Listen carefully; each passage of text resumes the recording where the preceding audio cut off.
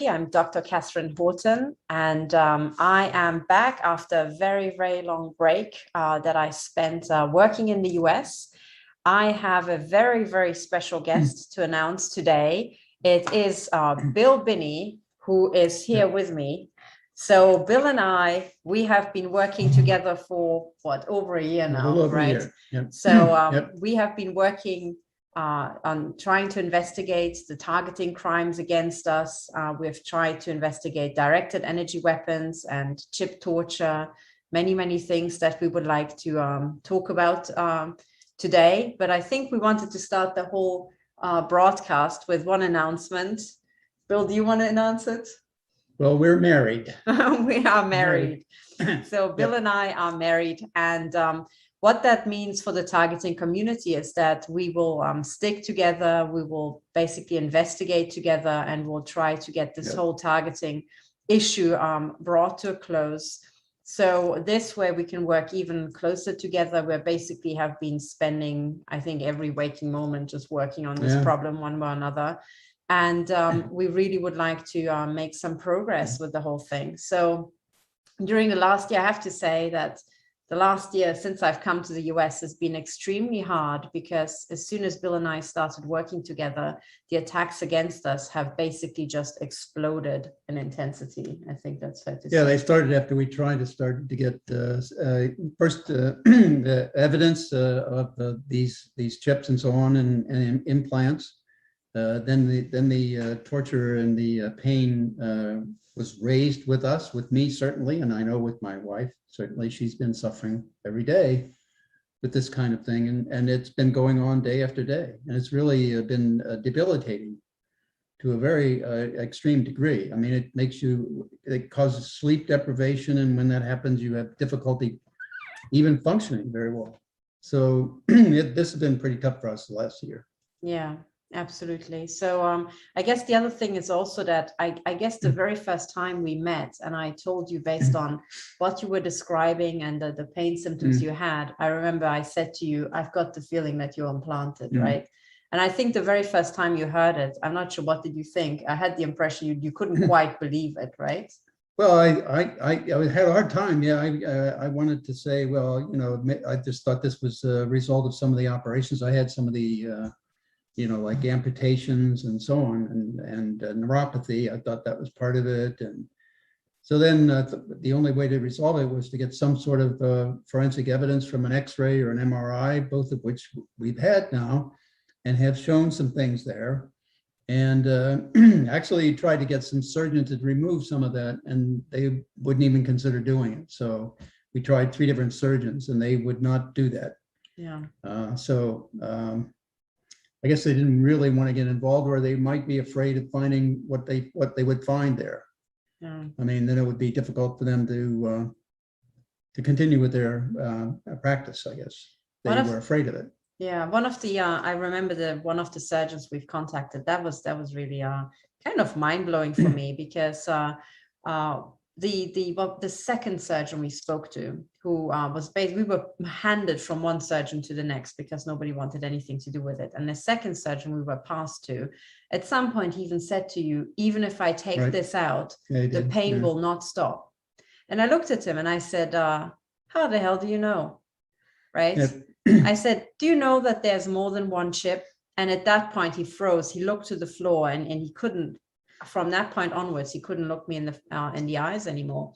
And he said, oh, no, nothing like that, nothing like that. So shortly thereafter, indeed, Bill started having very asymptomatic unnatural pain in his other leg. So up until then, it was basically one point pain, right, in your left leg. On the left leg, left side of the left leg at the bottom, yeah. And that's the location where later on an X-ray showed a foreign body. Yep. And then after that, shortly after this doctor said that, you started being pain tortured in the other leg, where you never had any pain before, right? Yeah, well, it seemed to move over, and then it alternated between legs, back and forth between this, and even in one day, it would go from one to the other. One would start, then it stopped, then the other one started, and back and forth.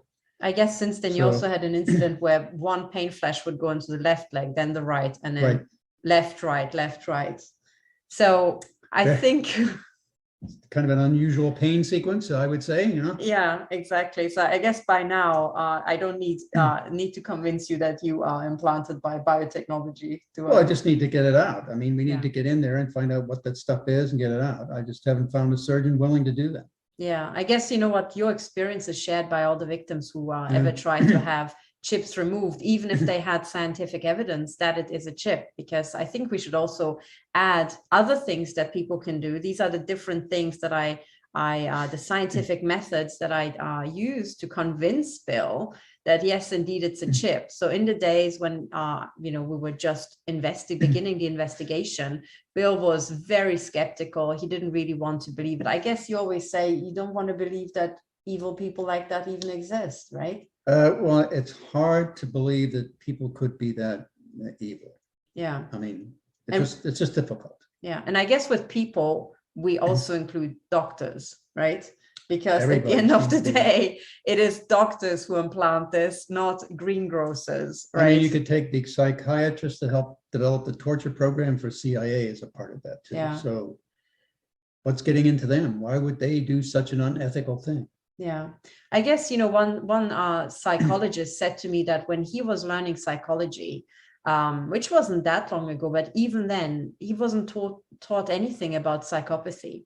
And I think we're still just learning what psychopathy really is and what those people are truly capable of, because they have a different brain structure, completely different brain chemistry, and they just cannot feel any empathy or any remorse or even any sense of danger. And what would make us literally throw up with disgust just makes them laugh, and they just find it funny. So torturing somebody to death, they find amusing, and it would be just gut-wrenching to anybody else to witness such a thing.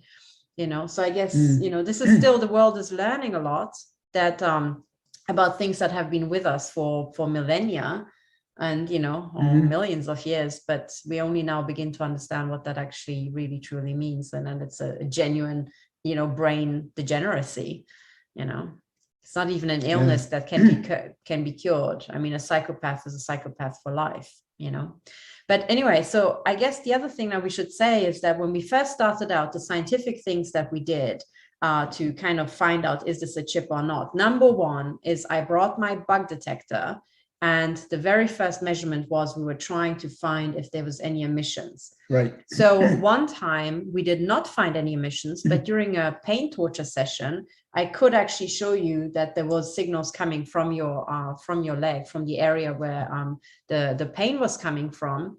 And what happened is that shortly thereafter, my bug detector was sabotaged. And now I can't charge the device. So I cannot actually build up the charge, even if I leave it in the charger forever, to be able to do measurements. So basically that device was completely trashed. But after we witnessed this measurement, we moved on to the next thing. And the next thing was, I think that was the magnets, right? Right. So we had a huge industrial magnet on loan, and we figured out that by moving the magnets towards Bill's leg and not hitting Bill's leg or even touching it, just moving it towards his leg very rapidly, we could induce the pain, right?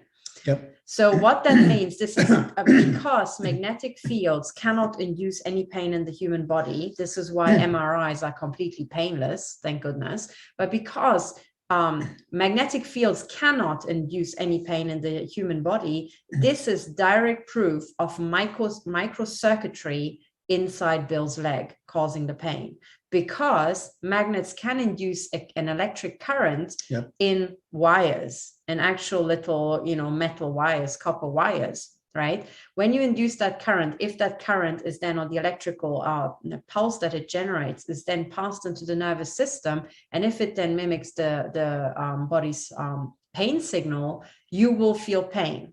And that's exactly what happened with Bill. We could reproduce that moving a magnet very rapidly towards his leg, caused that pain sensation. The first thing we did is we had an industrial magnet that was roughly this big and weighed a ton. So for me to do the experiment to move it towards your leg was kind of terrifying. It was, muscle there, you know. It was quite hard. And then what we did is we did a second test. I should actually bring them here for the next video and show it.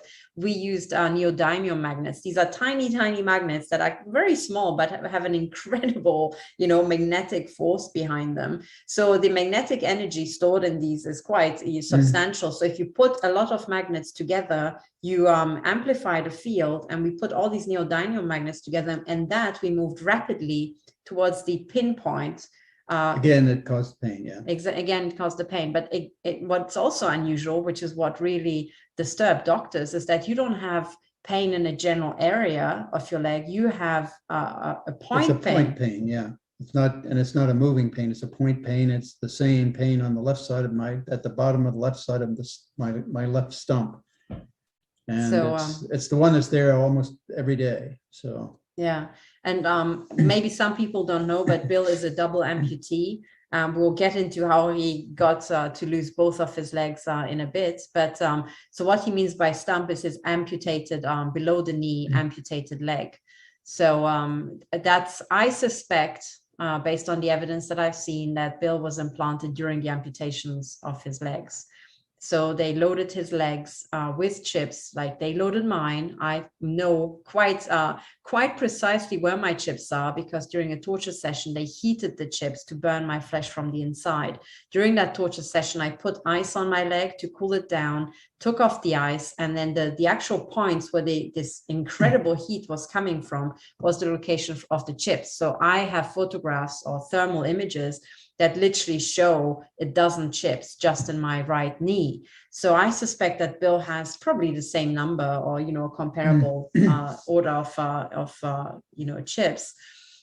So that means that the chip that is mostly used to torture you, which is a unique chip, one of them, always the same location 99% of the time, is just one out of many. Yeah.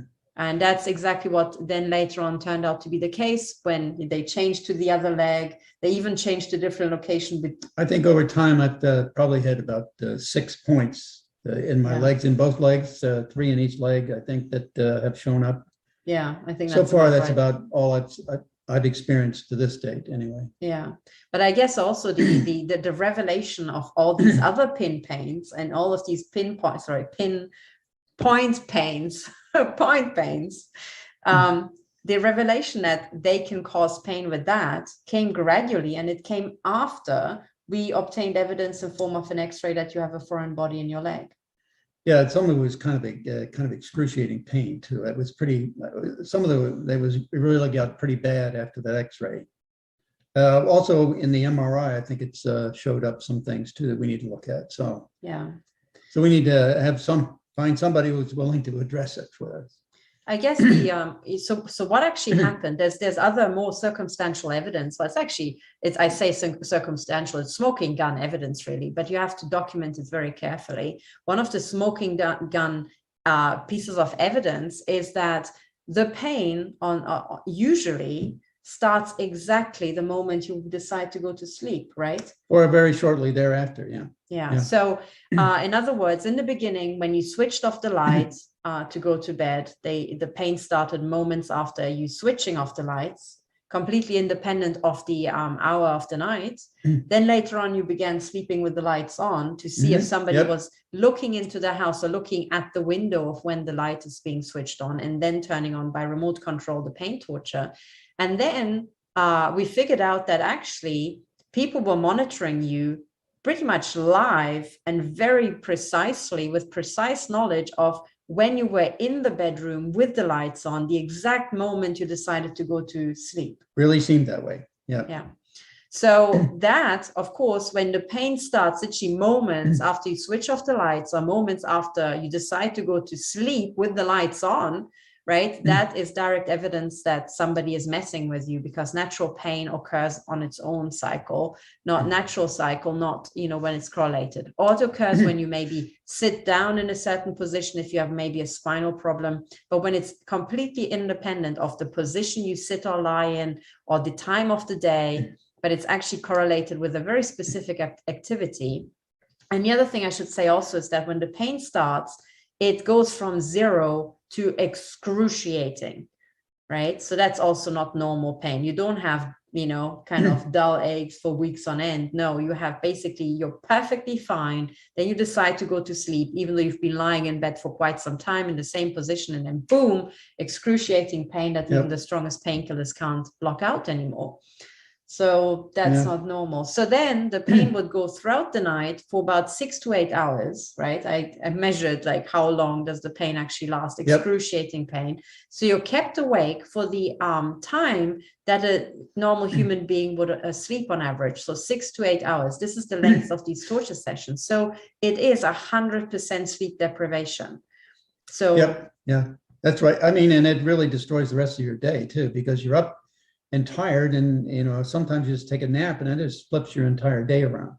Yeah, so you become night active. You can't be there during the day and do your activities, do work or anything. So when I noticed that, and we made a schedule of when it actually started, it's, to me, strikingly looked like exactly the torture, CIA torture, for example, the one that was developed by these psychiatrists.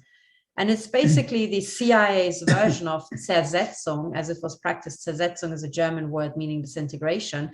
That's what the German, East German Stasi called their program of torture. And this was called Zersetzung, the complete disintegration of a person's health, well-being, mental well-being, recovery time, and so on. So sleep deprivation torture is the staple torture method of the secret services. So it very much looks like CIA sort of intel agency sort of torture, doesn't it? So when we had all of these ducks in a row and we went and had this x-ray, you know, I think by now, do you have any doubt that you're implanted with biotechnology? No, but I need to get it out to verify and validate it for courts and so on, so that people know what they're dealing with here. I mean, as far as I'm concerned, there's something there that needs to come out, period. Yeah. I guess there's one more thing to say about that. Why is it so incredibly difficult to get this stuff out? I mean, you would think that if you know exactly the point where the pain is, you could just go in, cut it out, and be done with it. Now, the thing is that doctors are very reluctant to go in and cut out something that they can't see, okay? Because they would always say, okay, if I open it up, how can I find it? What am I looking for?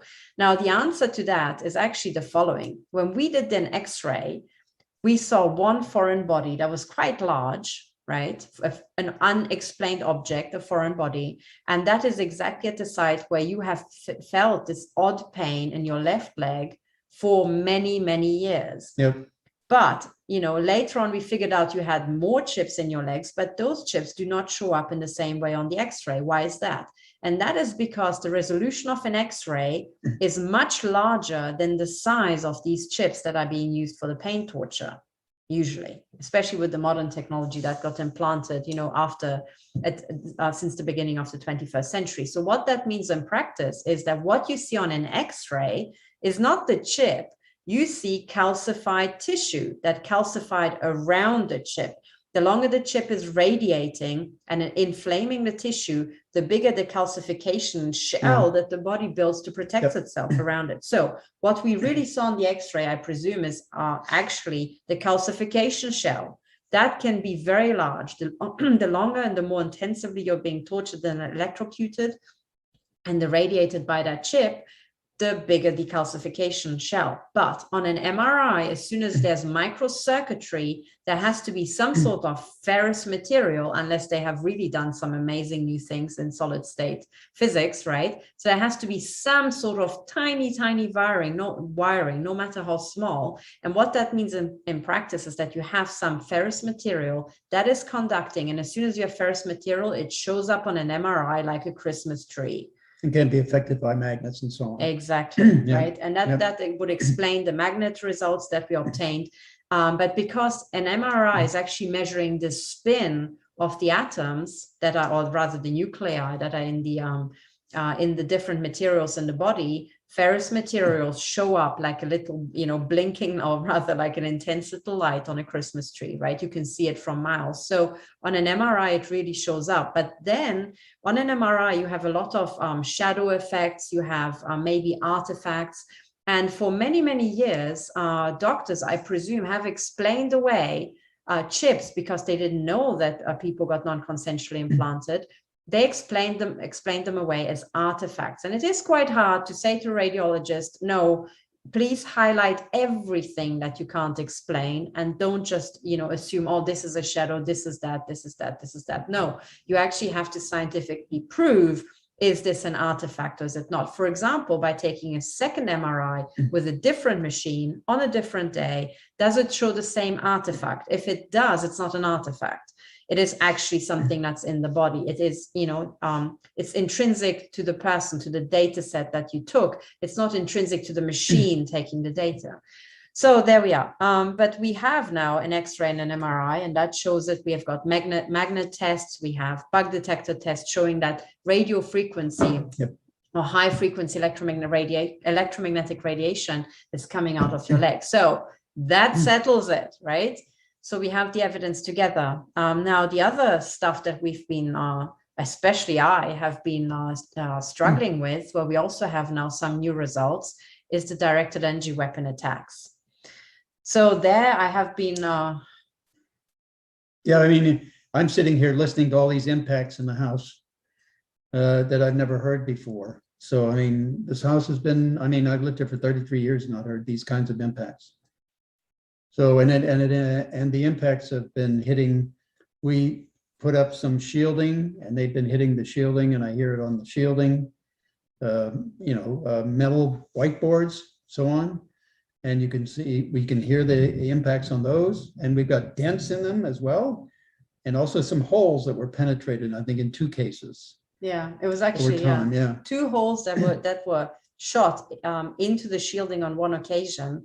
The shielding was placed on the floor above the floor where we were sleeping. So it was basically over our heads, above the ceiling. And the shots, which I know, and I can show people how I know, but these shots are pulsed energy projectiles. They are fired from directed energy weapons. And those 2 pulsed energy projectile shots were so violent, they actually shot 2 holes into shielding, one after the other. It literally went bang, bang. And we heard the actual impact sound, and we heard the metal, the hole being shot in the hole being shot into metal on the floor below, right? It actually woke us up. Yeah, I mean, they're not massive holes, but they're pinpoint holes. But the fact is that it penetrated and made those holes. That's the big deal. Yeah. I mean, that's the significance of it. The other significance is that the holes were made into the metal and not into the roof and the ceiling above us. That's right. Right. So what it means is that dense material absorbs this energy from pulsed energy projectiles, and less dense material kind of moves with it. Yeah.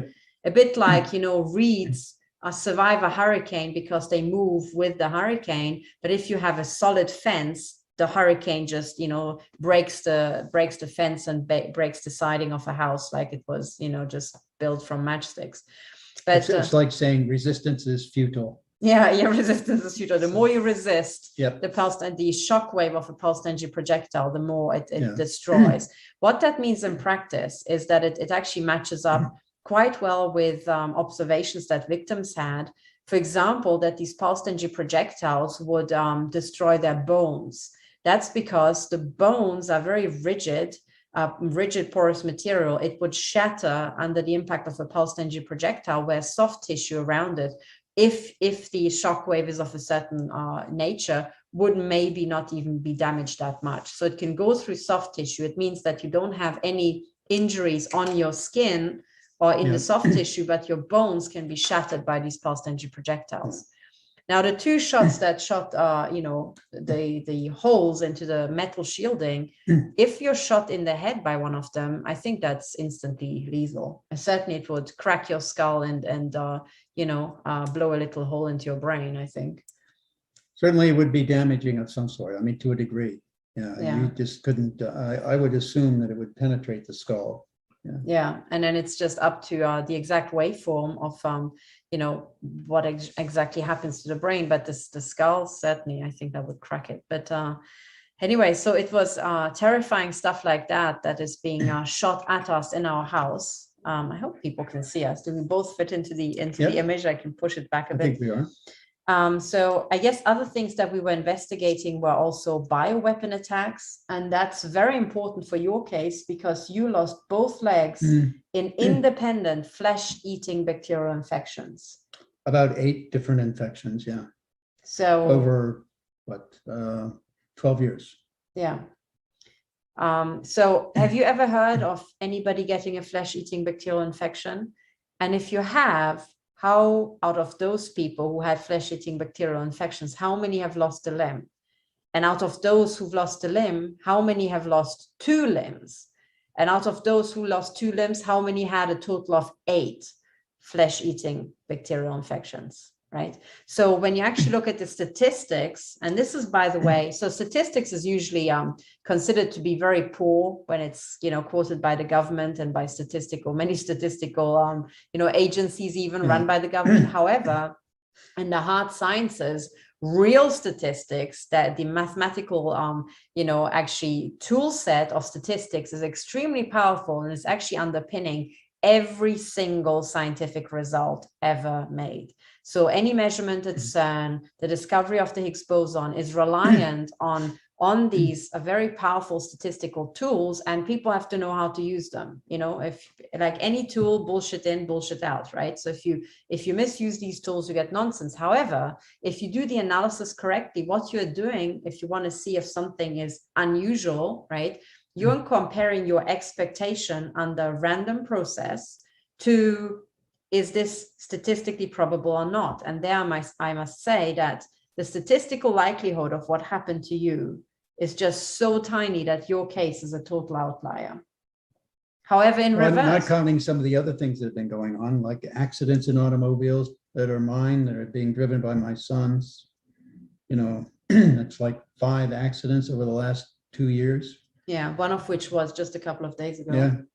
Yes. So, that's another thing. So if you think, Bill, if you make the hypothesis, Bill lost his legs under random chance, really, really bad luck, random chance. And he was just unlucky that by random chance, he got, so many flesh-eating bacterial infections. Well, once you have one, the next one is much more unlikely. The third one is even more unlikely. Just like when you throw dice, you can throw a 6. And then you can also throw 2 6s in a row. But when you throw, 8 6s, 8 times a 6 in a row, that's what I mean. When you throw a 6 8 times in a row, you start to think, hang on, couldn't it be that these dice are kind of, tampered with? They're somehow, what is it called? They're fixed. They're fixed. Yeah. Your dice is fixed. So in this case, I think Bill's dice were fixed by the fact that, after his whistleblowing, the intel agencies launched bioweapon attacks on him. So that is first they tried the FBI with the raid, and then the Department of Justice was attempting to indict us 3 separate times on these espionage acts. And they simply fabricated evidence. They lied to the court. They lied in affidavits. I mean, it was just, it was really pathetic. And the difference is the only reason we didn't go to jail is because I caught them at their lies. And I told them what their lies were, and I was going to charge them with it when they took us to court, and they ran away. Yeah. But that's the only reason. I mean, but then this other stuff starts, So I guess, what I'm trying to say is that the statistical likelihood for random chance is basically fuck all. But the statistical likelihood of these sort of things happening to somebody who is a victim of the intel agencies is actually extremely high based on the affidavits that I've collected. So when you enter the targeting program, I can prove with the other affidavits that I have collected and I have published on my website, and I can take you there, that it is in fact a standard operating procedure of the intelligence agencies that anybody they don't like, they will start breaking into homes, they will start attacking them with directed energy weapons, they will implant them with non-consensual implants without their knowledge, they will start to torture them, they will start to launch bioweapon attacks, hacking, sabotage of the homes, attack family members, boom, boom, boom, boom, boom, like a program. So on one hand, all these things happening to you are impossible to occur by random chance based on the statistical likelihoods, but for all of these things to occur in series, the probability is almost 100% if you're an intel victim. Yeah, but I think we're not standing by and doing nothing about this. We should start telling them what we've been doing about it.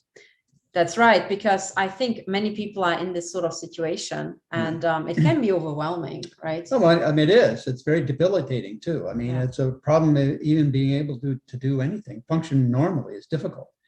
So, but in the process, though, we were able to put together police reports. We even filed complaints with the Department of Justice and Department of Defense, their Inspector General's offices, and also the FAA, Federal Aviation Administration, about a drone, because we have a device called an HF-35C that gives you some semblance of direction of arrival of the signals or pulses, even if they're in the zone of coverage, which in this case is 2 to 4 gigahertz. It's 800 megahertz to 2.7 gigahertz. 2.7 gig. Okay. Yeah. So if there's a pulse energy signal that has some frequencies in that band, it'll pick that up too. So, and in the process, we've been getting directions that are pointing above our house for these pulses coming in, and also other kinds of energies that we can detect with it. And in some of the cases, we can see that it looks like it's running a pattern of a figure of 8, which a drone would do, or a coverage aircraft doing collection would do. If it wants to hover over a certain area and stay in place, it'll make a figure 8 pattern up above it so it can stay in place and view that area constantly. So that's there. And also we had some of our neighbors have told us that some of their children have said they've seen a drone above our house, or above in the area of our house. So that was during the day when it the was kids during were the day, out. yeah. Whereas at night when we were out, one time attacks were particularly violent, and we went outside to actually look for a drone. I should say that these drones are camouflaged, so they don't just levitate over your house or do a figure of 8 above your house and are just clearly visible. Yep. They are camouflaged, and at night they're camouflaged as stars. So they are perfectly stationary, like a star. And unless you continually compare your night sky towards a star chart, you will not spot this. But we looked for a particularly bright, light source that looks like a star above our house, and then we spotted one that was right above our house, and it was basically shining white and then shining red, alternating. So that for us was smoking gun evidence of a drone doing the sort of flight path, and I think we suspected that that particular drone couldn't be completely camouflaged, because we're actually fairly close to an airport. So if you are in the flight path of any big aircraft, a civilian aircraft taking off and landing, you can't be completely hidden from view. I suspect that there's some sort of agreement between the military and the airport. Now, what I find absolutely outrageous, though, is that we notified the FAA several months ago by now. They had an investigator on this case to look into this case. Nobody came out here and took measurements. Then the FAA wanted to tell us that they are completely incapable of buying a spectrum analyzer, which you can, I think the ones we're using, you can get for under $500, so about $300 or something. So $300 is probably completely within the means of the FAA if it's about saving civilian lives who are being gunned to death by a drone, right? So yes, they said they couldn't buy a measuring device, and also they didn't have the expertise how to use one. Now that, unfortunately, is complete bullshit, because I think I taught many, many housewives and single mothers, right, who were looking after kids full time, how to use a spectrum analyzer and how to find directed energy weapon attacks. So the fact that the FAA, staffed with all of their experts, a federal agency, is incapable of this, I just really fail to believe. Yeah, it should have been a major problem for them to use petty cash to get something like that. So petty cash, and maybe requisition some expertise from anybody, from the private sector or the military. It's really not hard, people. No, they could do that. Yeah. So as we stand now, the FAA has done absolutely nothing. Meanwhile, we have several spectrum analyzers, and with one we are monitoring the full spectrum that we can measure. And we have noticed that we are being blasted day and night with military frequencies. We should first state that we are referring to and I think you're going to show it, the FCC table frequency allocations. In other words, anybody broadcasting a frequency inside the United States or zone 2 of the world, which includes the United States and North America and South America. Zone 1 is Europe, most of Europe, and I think part of Africa. anybody who wants to request a frequency for use in that has to pass it through the FCC, where they can guarantee that this frequency will be assigned to you or allocated for your use, so that and within a given range, so that you can use that frequency within that distance and not interfere with other people. And the big thing is to make it possible for multiple people, civilians, military, government, any departments of government, and so on, be able to communicate effectively in the environment without interfering with one another. So, but they have certain regulations that say, okay, we went through the FCC table, which you can too, because we'll show you the link and you could look at it. And just Google military, and you'll see the different bands that were assigned for military use throughout the spectrum. That runs up to 275 gigahertz. And above 275 gigahertz, they have not really allocated yet. But below that, you can have allocations to military for use, and also separate ones for space to Earth communications and Earth to space, because again, that's got to be coordinated worldwide so that they don't interfere with one another, because if people start putting up satellites without coordinating the frequencies they're using, they can easily interfere with each other. So there's those agreements, and they clearly define who is allowed to use what bands of the spectrum. And that's all in that table. If you could pull it. I'm going to pull it up and I'll show people how to find it. Let me just share my screen. And also separate ones for space to Earth communications and Earth to space, because again, that's got to be coordinated. Okay, worldwide, somewhere so the YouTube. They don't interfere with one another, because if people start putting up satellites without here, okay. I realized what happened in the background.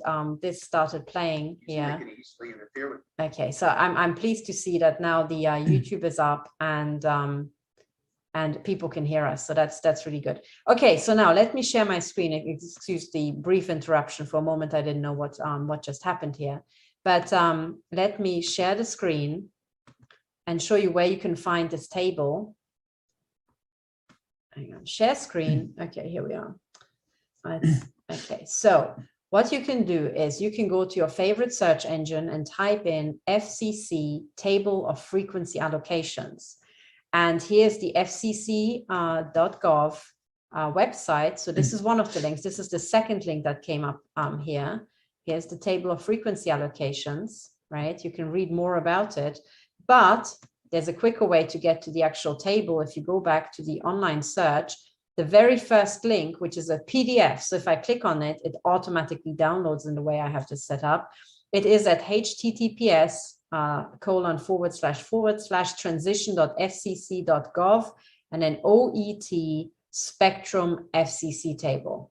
Okay, that is the link. You can see it in the bottom of the screen here that I've shared. But now I would like to show you the actual PDF document. So let me share the screen. This is what you get if you download that file. This is what it looks like. It's the FCC online table, frequency allocations. This is revised 1st of February 2021. So this is the newest edition here. And then when you go down, you can see the frequency allocation. It starts from 0 to 137.8 kilohertz. But if you go up in the table, I have to start scrolling, the top bar, you will see all these different frequency allocations. 275 gigahertz. Exactly. So it's here, for example, it goes here. I'm now at 150.8 to 174 megahertz, this thing, right? And it goes all the way up. Now, the way to read it is that the left-hand side is the international table. This little section here between the two double bars, vertical bars, is the United States table. And then here is the FCC rules that maybe apply as well. Now, one of the things that Bill would like to draw your attention to, I hope you can see this little find bar here. If you search for electronic warfare, a certain frequency will show up. This is now in the comments. At the end of the tables, there's a long section of comments. And this is comment US 91, okay, about the band of 1,755 to 1,780 megahertz, right? In this section, if you keep reading, point C will be in the band 175 to 170 megahertz. The military services may conduct electronic warfare operations on federal ranges and within associated airspace on a non-interference basis with respect to non-federal AWS operations, and shall not constrain non-federal AWS operations, right?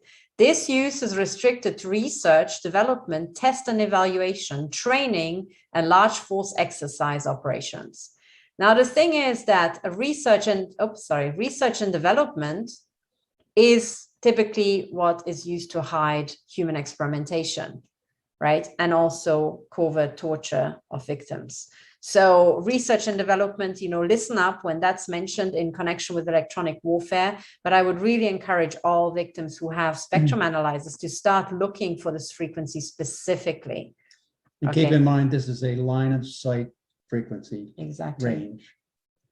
Line of sight means, we should explain that to those who are not experts. Line of sight means that whoever is beaming this frequency at you has a direct line of sight onto you.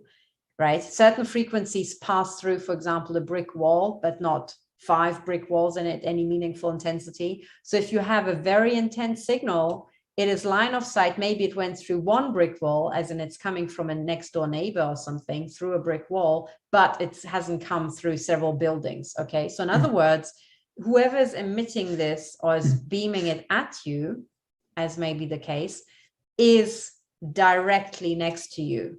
Okay, so it's somewhere in your immediate surroundings or above you, or maybe even under you in a hidden tunnel, potentially if the tunnel is not very high. So maybe if you're in a block of flats, it could come from the neighbor below you. So you have to do some sort of directional analysis. Where's the intensity the highest, right? But what is not a direct line of sight signal? Those are those particularly long wave signals that can be bounced off the ionosphere. So they can be just broadcast into the, into the ether by some broadcasting station. They bounce off the ionosphere and they can be received also on the other side of the earth, or maybe somewhere off, in Moscow. So that is not direct line of sight, but these frequencies are direct line of sight, right? So anything that falls into it. This is why, for example, you need to have a direct line of sight, or at least somewhere not be too far away from your Wi-Fi router. It can be separated from you by 1 brick wall or maybe by a floor, but you can't be somewhere, in the basement of a high rise or something. And you can't also be on the other side of your neighborhood and still have your own Wi-Fi signal. This is why. Okay. So there we are. So these are the things that we've been measuring. We talked about the drone, the measurements. And as I said, as far as we're concerned, we're being beamed by 1 military frequency or another continuously, day and night. Yes, and we have a record of those, and we will be documenting that soon. Yeah, absolutely. And meanwhile, I guess we're trying to survive the attacks, because as far as I'm concerned, I know who this is, right? This is not a miracle, so it's not exactly, nobody will be shocked when I say this, but the US military and the US Secret Services have been gunning my head day and night since I came to the US. So during the night, I survive extremely intense battery. They are gunning through several layers of shielding with something that I'm fairly confident that is novel physics. I have some measurements that indicate that quite strongly. So in other words, I'm being battered and bruised up. You saw a couple of very large bruises that they caused with continuous gunning while, I was trying to just rest and recover. So it's really, really hard to survive this. And this is also why we haven't been putting out these shows, because I think you and I, we are physically exhausted. We had very, very heavy injuries. You had bioweapon attacks to deal with.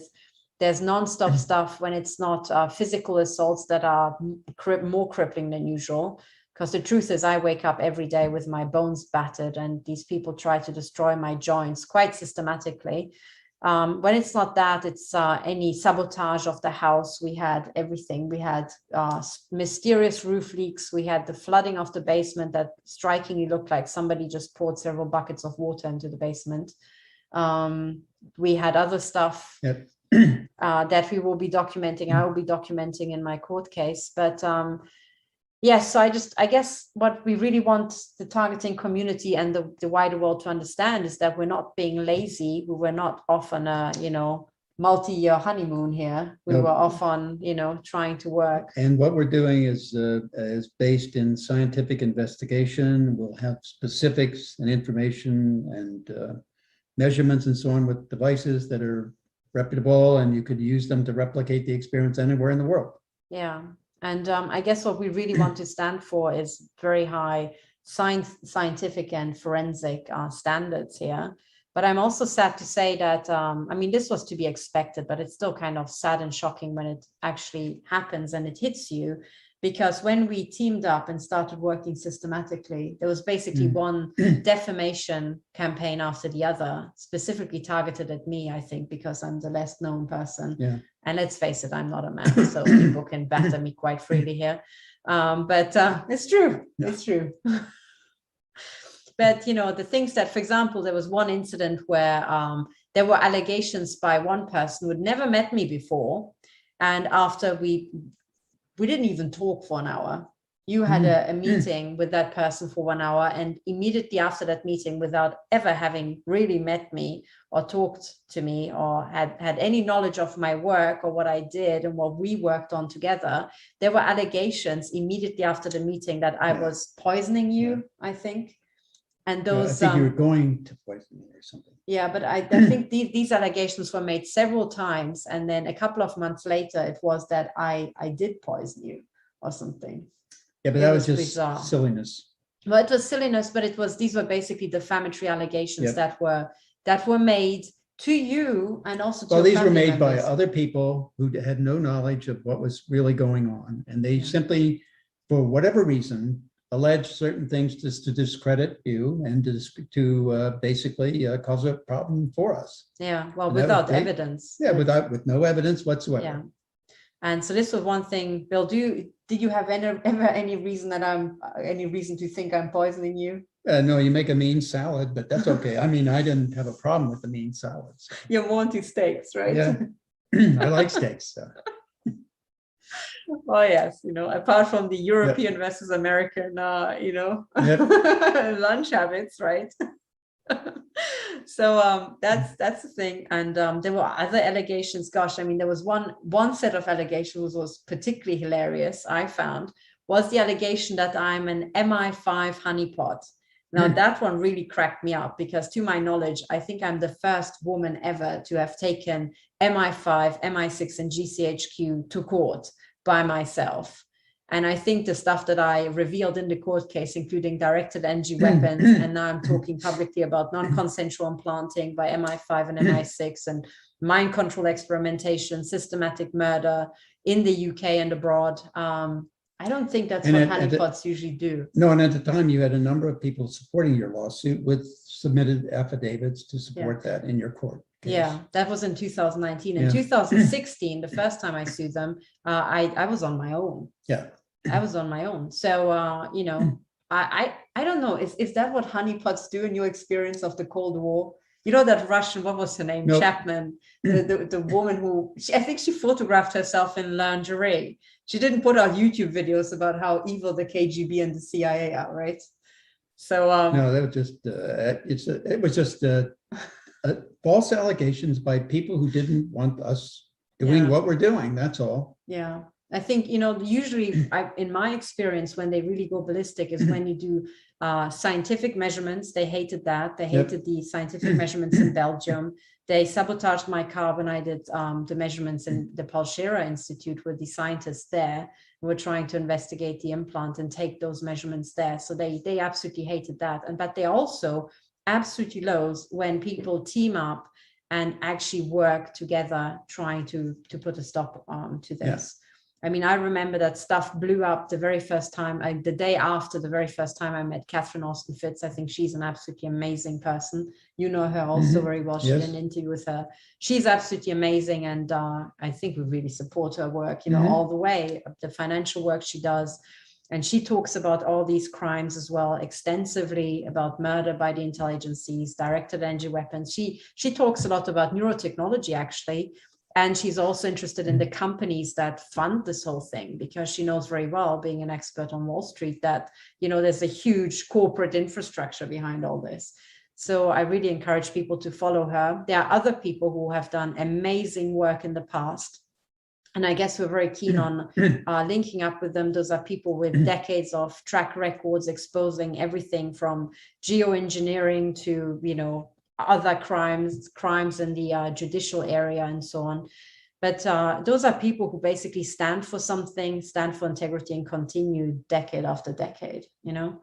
Yeah, and you should note that the the budgets that are being spent on directed energy weapons are increasing tens of billions of dollars every year. Oh, yeah, yeah. So, I mean, this is not cheap stuff, and it's not something that, I mean, there's over 100 patents, I think, that are related to that already. Yeah, to directed energy weapons, as well as neurotechnology and other nefarious stuff, that all of which ties together. Absolutely. So, yeah, so these are basically the things that we are working on.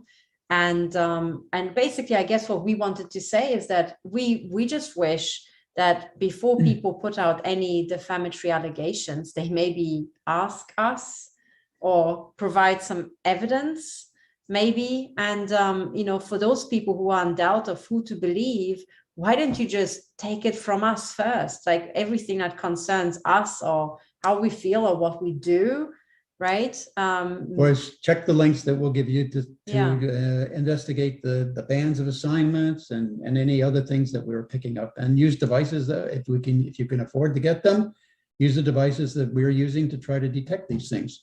Yeah, at this stage, I basically would like to share my screen and take people to the website where I've already uploaded all the website, all the devices that I'm using and that we're using right now. This has been made public absolutely years and years ago, and it's no secret whatsoever. So let me share my screen. We just wish that more people would join into the scientific investigations and try to systematically pin down what is being done and how. So let me share my screen and take you to my website, stop007.org. If this is what the website looks like, it's still up. So if it doesn't show up for you, it's being sabotaged, but it's https:// stop007.org. All right, so there we are. If you scroll down here to equipment and detection, you will see a long list of everything that I'm using here. And under measurements, you can find the this little device I really recommend because it goes up to 8 gigahertz, fits into every, you know, a lady's purse, and you can take it everywhere. I wouldn't even get this super expensive one. I would stick with the cheaper version. This I recommend. The other one I really recommend is this one. This is the HF35C you've mentioned. This is excellent at picking out pulsed energy projectiles, but it cannot give you the full intensity of pulsed energy projectiles because, as I said before, I suspect that they're based on novel physics and novel waveforms. And one day when I have more time, we'll talk about what the evidence for that is. So this is a device for $300 to $450, easily within the reach of the FAA, right? Sure, yeah. The Federal Aviation Agency in the US. Then the other one I recommend is this HF4040 and all its newer versions here. And actually the device does really well without this dolphin antenna. So even if you just buy the handheld device, the dolphin tail here, this handheld antenna comes separately, but even without it, this little handheld device is an absolute jewel. And it also comes with software where you can read out its results on a computer. Get specific frequencies. Exactly. You can look at frequencies. The old version went from 100 megahertz to 4 gigahertz. These days, the newer devices go to 8 gigahertz. And I wholeheartedly recommend it to everybody. Maybe one day we can also put out a training course of how to use these devices and how we use them. But in a sense, who should be interested in this and what we're talking about? I guess everybody who's ever worked for a federal agency or their European or other equivalents around the world. Why? Because just like the Cuban embassies and the diplomats in Moscow back in the 70s, you too are probably in the direct line of fire at some point in your career. Well, when these devices are used, we're not the only ones radiated, okay? Everybody in the area of the beams are being radiated. Either if they're not directly in line, they could be getting a ricochet or something of that nature. Or reflection, So, I mean, the point is that this is radiating more than just us. Yeah. I guess also later on we'll talk about the fact that in your immediate vicinity, in the neighboring houses, in your street, there is an extremely high death rate that is 100% female. And almost all it's cancer. Yeah. Yeah. Yeah. So 100% cancer death rate, and it's 100% female. So the cancer death rate isn't 100% the death rate, but it's the people who died are all women. Now, you know, women on average live longer than men. So this is a complete statistical outlier again. Yeah. And it affects the immediate surrounding houses. So that's one thing. There's many other forms of sabotage that can affect the entire area that we can talk about. But you know, this is one thing, but what's very important to realize is if you have maybe retired from a federal agency, you can still be pulled back as a guinea pig. People like to experiment on their former employees. Also, if you are a judge, if you are a lawyer, especially if you're a commercial lawyer, actually, because there's so much money involved in the litigation. So people can use these energy devices to access you, to disable your brain, to affect your brain, to interfere with your brain in many ways, or to just blatantly take you out. So that's very important. But also there's a lot of single mothers that are being experimented on. So in other words, if you are very important and famous or rich, you might be targeted because you're important, famous, or rich. If you're very poor, you might be targeted because you are very poor and you basically can't get yourself a lawyer to defend yourself. So everybody in the world is affected. I guess that's the answer. Bill was, well, he's the former technical director of the NSA. I suspect that he's being targeted because he's a whistleblower.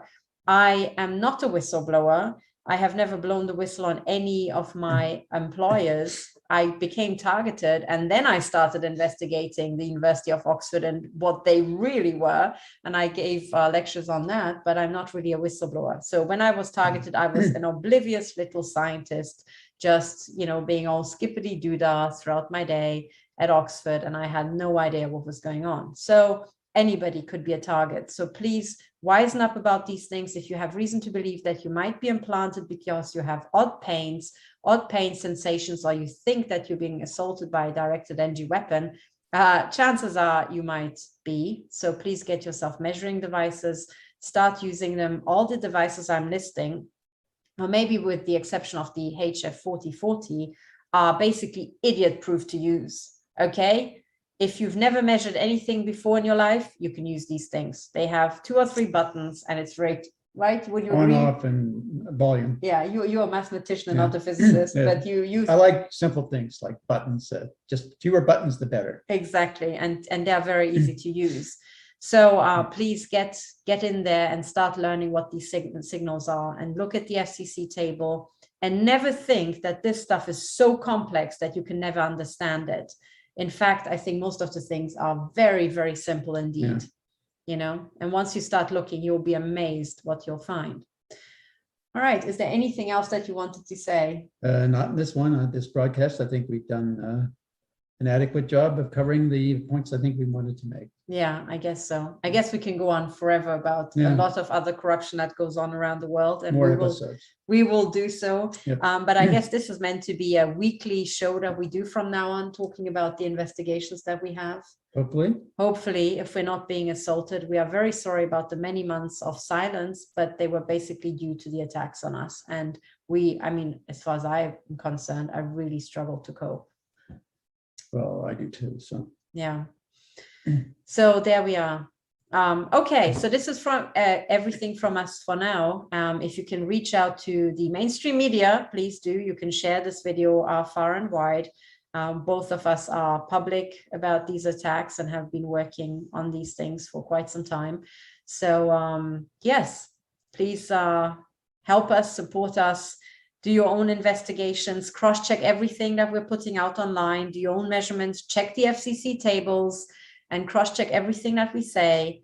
And please do your own investigations as well and help us fight this crime. Yep. Trust but verify.